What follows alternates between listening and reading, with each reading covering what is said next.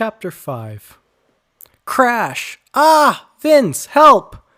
Vince looked down from the lamp he had just lit. Hurrying towards the sound of the voice, he rounded the street corner and pulled up short, stifling a laugh. Tommy, a little red-headed boy that helped Vince with his lamp-lighting rounds, was dangling by 1 foot from a street lamp, his ladder lying flat on the ground where it had fallen. "Hey, a little help, please," Tommy stammered as Vince gazed up at him. "You know, Tommy," Vince chuckled, "I've seen people light lamps many different ways, but this really is a new one. I must ask, do you find it more or less efficient?" Tommy's freckled face twisted into a glare, and he rolled his eyes at Vince. "Well, are you going to gape at me hanging here all day?" Retrieving the fallen ladder, Vince lifted Tommy onto his shoulders and put him back on the ground, where Tommy let out a sigh of relief. "Boy," he said, "don't even ask me how that happened, because as much as I'd like to tell you, I just don't know." "Right," Vince said sarcastically, walking back to retrieve his fallen lighting pole. Reaching the pole up into the lamp's glass body, Vince flicked his wrist and a flame flickered to life. "Well, that's the last of them, Tommy. Let's get you home before your mother gets worried." Both boys turned and started heading up the street away from the seaside. Tommy skipped alongside Vince, twirling his lighting pole in his hands and slashing clumsily at imaginary foes, letting out the occasional "hee-yah" and "take that." Turning a corner, they passed into a quiet alleyway, the dim shimmer of street lamps fading and leaving them in eerie twilight. "Hey, Vince," Tommy asked, "it's your birthday tomorrow, right?" "Yep," Vince replied. "I'll be 102. Tommy laughed. "No, you'll be 21. Mom said so this morning." "Well, look who knows so much. And when do you turn 10? December, Tommy said proudly. 3 days before Christmas."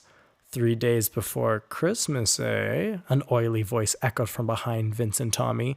They whirled around to see the shape of a young man emerge from the shadows. He stood over 6 feet tall, his neck and shoulders bulging with muscle. His dark eyes glimmered from his handsome face as he drew near, fingering a baton that swung from his belt. 3 other boys emerged from the gloom, flanking him. Each of them stood half a head taller than Vince and wore nasty grins on their ugly faces. "Bartholomew," Vince said dryly, stepping in front of Tommy. "We don't want any trouble." "Yeah," Tommy squeaked from behind Vince. "We don't." Bartholomew and his ugly friend snickered. Well," Bartholomew whimpered in a mocking tone. "Trouble wants you." Without taking his eyes off Bartholomew, Vince gave Tommy a light push. "Run along, Tommy. These guys and I have some business to discuss." What business?" Tommy stuttered. "Don't worry, just scram, okay?" Tommy turned and ran up the dark lane and around a corner. One of Bartholomew's thugs moved to follow, but Bartholomew raised his hand to stop him. "Let the little bunny run," he sneered. "We have the rat." Bartholomew's thugs slowly circled around Vince, cutting off all his exits and backing him up against a brick wall. Stepping up to Vince, Bartholomew's dark eyes flashed with malice. "How's that senile old man of yours, Vincey? Does he still make enough money to pay for the shack you live in? Or is that why you're out here lighting the lamps?" Anger boiled inside Vince's stomach, but he simply stared at Bartholomew, his expression hard and unreadable. "Or maybe it's your babysitting that brings in the extra change," Bartholomew taunted, earning a snicker from his thugs. "Who's the little bunny anyway? The stupid boy can't even learn to speak properly." All Vince wanted to do was clock Bartholomew around his perfect nose, but he made no move, knowing a fight was exactly what Bartholomew wanted. It was too dangerous. Even if he did manage to win a fistfight against all 4 of them, he knew he'd lose in the long run. Bartholomew was the nephew of the infamous Mr. Strout. If word got out that Vince had so much as dusted Bartholomew's shoes, he could face serious retribution. Bartholomew moved forward until his face was inches from Vince's, then shoved Vince into the brick wall hard enough to make his head spin and knees give out. "Come on, then," Bartholomew laughed. "Let's go around, Vincey." Vince stood slowly to face Bartholomew, but kept his hands by his side. Bartholomew shoved Vince into the wall again. "Come on! How come you never fight back, huh? You're crazy, just like your old man." Bartholomew fingered the baton in his belt, a sinister smile creeping across his lips. "Do you miss your mommy, Vince? Do you feel all alone? Well, guess what? You are alone. Nobody cares about you. I could squash you right here, and no one would ever notice you were gone." In one swift movement, Bartholomew pulled his baton from his belt and struck Vince across the ribs. Clutching his side and gasping for air, Vince collapsed as Bartholomew and his friends cackled above him. "Come on, guys. This one ain't worth our time," Bartholomew spat, and the group slunk off into the shadows again. Vince lay on the ground for a minute, willing his lungs to function. After he caught his breath, he stood and made his way up the dark lane, Bartholomew's final words still ringing in his ears. "You are alone." The words hurt more than the baton. They stirred a loneliness in Vince's heart that he tried to keep hidden from even himself, a longing for love. Home had not been the same since the death of his mother those many years ago. His father, a once proud and joyful man, had grown somber and detached. Vince had lost both his parents the day his mother had died. Rounding the corner, Vince spotted Tommy. He was seated on the ground under a street lamp a little ways down the road, but jumped up as Vince approached. Did you talk with them?" Tommy asked. "Yes, Tommy," Vince replied, trying not to grimace at the pain in his ribs. "Come on, let's get you home." The two boys rounded another corner and walked down the street to the house at the end of the lane. As they reached it, the door burst open, Miss Margaret Cassidy's squat frame filling the doorway. Miss Margaret Cassidy was a flamboyant lady from down south. What she lacked in height, she made up for in girth. Her flaming red hair spilled out from under her large hat in tight puffy curls, and her home-sewn gown swirled with green and yellow patterns that made Vince's head hurt if he looked at them too long. Despite sticking out in any crowd, one could always hear Miss Cassidy approaching before they actually laid eyes on her. She had a high soprano voice that cut din and clamor like a hot knife through butter. If she once had a volume control, it was long ago pushed to its maximum and stuck tight. Though, despite her operatic voice and questionable fashion, nothing about Miss Cassidy called out louder than her big heart. She could bring a smile to even a gargoyle's face, especially if she had one of her famous pies with her. It was well known that Miss Margaret Cassidy made some of the best pies in the state. "Tommy, Vince," she sang out, "I was worried sick. Where have you been?" "Mom," Tommy stuttered, "we're earlier than yesterday." "Well, that don't mean I can't worry," she replied, her sassy look betrayed by the twinkle in her eye. "Come on in and wash up for some supper." Tommy ran past her into the house, and Vince turned to leave, grasping his side as a new wave of pain washed over him. "Hold on there, Vince," Margaret called after him. "I see you clutching your side there. You hurtin', dear?" "Oh, it's nothing. Just a bump from working today." Margaret looked unconvinced. "Them bull-faced thugs done beat you up again, didn't they, Vince?" "It was nothing, just a scrap is all," Vince said quickly, but he could tell Margaret was already winding up to give him a talking to. "I bet you didn't even fight back, did you?" she said. "Well, Vince began.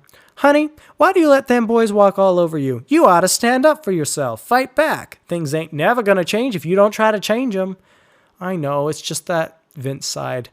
"Bartholomew's a member of the Strout household. I'm just a lowly barber's assistant and lamplighter. You know as well as I that if I strike any of them, I will face worse things than if I just let them hit me.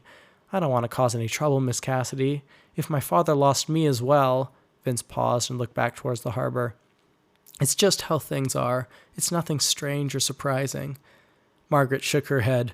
"Some things we accept as normal are mighty unfair, if you ask me. Whether they be rich as kings or poor as stablemen, there are some people out there that won't ever stop hurting others. No matter who they are or how big they may seem, we gotta find a way to fight back." She paused, her expression softening. "Thank you for watching out for my boy. I know his talking's a little off, but he's a good boy. Why don't you come on in for dinner? There's plenty to go around." "I'd love to, Miss Cassidy, but I have to get home to my father." A little bit of sadness creeped into Margaret's eyes. "Yeah, I know. Your poor father, he's aged 40 years in these last 15. He's a tired old man in a young man's body. He sure loved that mama of yours. I know your home just hasn't been the same since your mama died. Home never does feel the same if it's not filled with the ones we love. The father of my boy was never much of a father. Left us high and dry, the scoundrel did. I was so foolish. One day I'm going to find me a man that loves me like your father done loved his wife. Someone like old Sam Smoot." Margaret paused, suddenly looking very awkward. "Well, now I've gone and let my tongue start flapping. Here, you just wait a minute." Margaret disappeared into the house and then returned about 30 seconds later, holding a steaming pie. "Here, take this pie home to your old man for your birthday." She handed the pie to Vince. It smelled so good that for a second he forgot his throbbing side. "Why, thanks, Miss Cassidy. What kind of pie is it?" Vince asked. "It's my pie, boy. I made it, so you know it's gonna be good. I better go eat dinner myself. I have to head up to the Old English Manor on top of the hill for some singing lessons soon. I'll see you tomorrow." "Sure thing, Miss Cassidy," Vince said.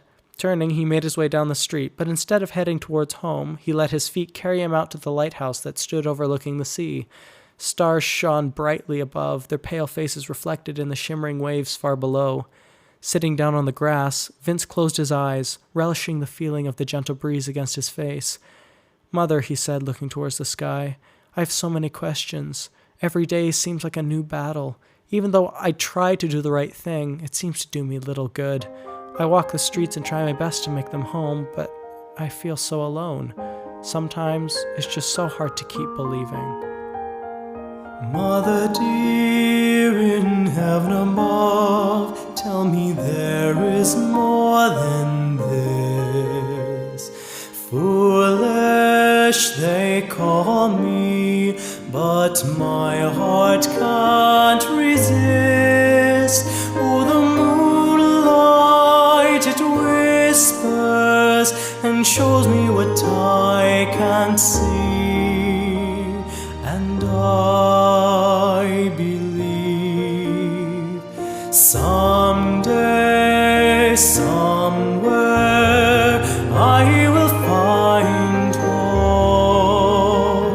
Somewhere out there, someone is waiting to find me.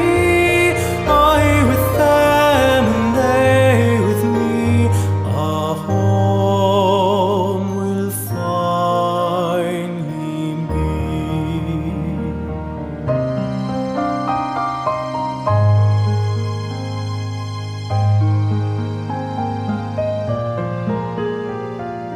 Mother dear, how Father weeps for you every starless night, wishing the same wish that you were by his side. But the moonlight, it whispers and shows me what I can't see,